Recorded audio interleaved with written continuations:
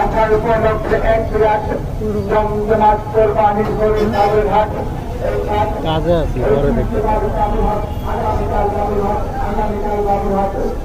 আগামীকাল শুক্রবার হইতে ঈদের দিন সকাল পর্যন্ত অনেক ক্ষেত্রে সজ্জিত মনোরম পরিবেশের পবিত্র কোরবানির গরু ছাগল বেচা কিনা চলবে ঐতিহ্যবাহী পর্যন্ত।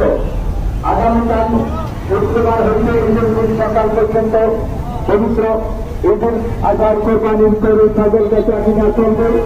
আগামীকাল শুক্রবার হইতে ঈদের দিন সকাল পর্যন্ত আলোক সজ্জায় সজ্জিত মনোরম পরিবেশে